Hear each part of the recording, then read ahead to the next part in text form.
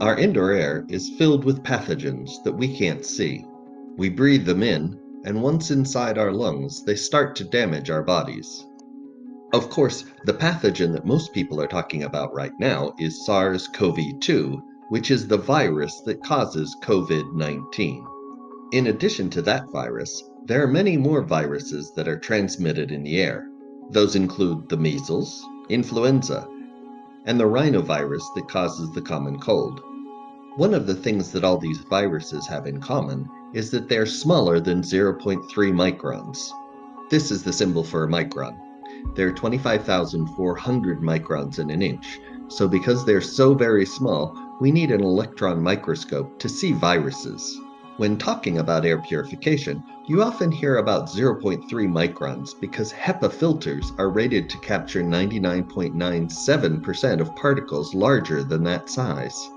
Viruses and nanoparticles, which are particles that are smaller than 0.1 microns and are hazardous to our health, and VOCs, which are dangerous gases, need special systems in order to remove them from the air.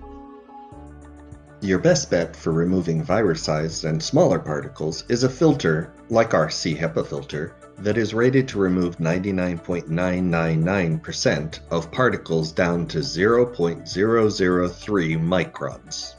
To remove gases, including VOCs and odors, a high-capacity activated charcoal filter is needed.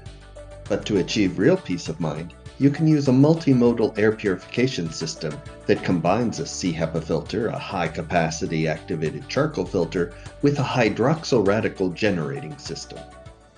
Hydroxyl radicals are called nature's detergent. They break down pathogens while they are still in the air. Hydroxyl radicals are generated naturally in the upper atmosphere. Their function is to get rid of pollutants when they reach the upper part of the troposphere, which is the part of the atmosphere that's closest to the Earth. A hydroxyl radical is one atom of oxygen and one atom of hydrogen. With just one more hydrogen atom, it becomes a water molecule, H2O.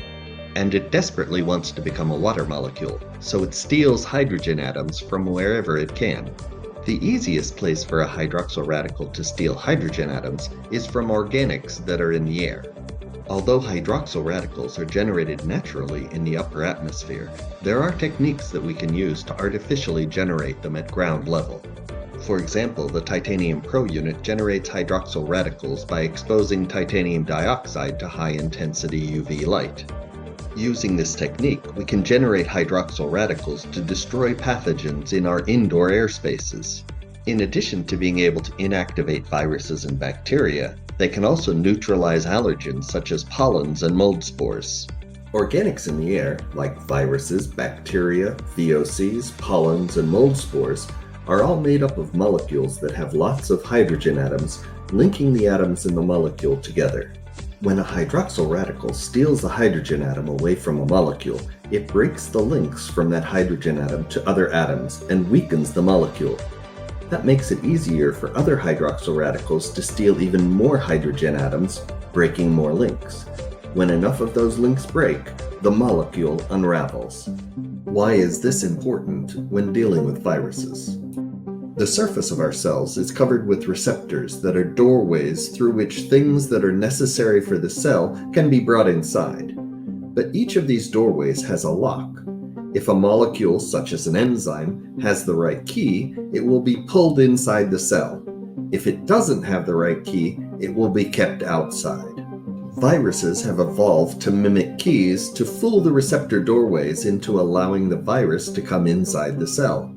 Once inside, the virus takes over the cell and uses the cell's resources to make more copies of itself, which is what we call an infection. The spikes of a virus are protein molecules.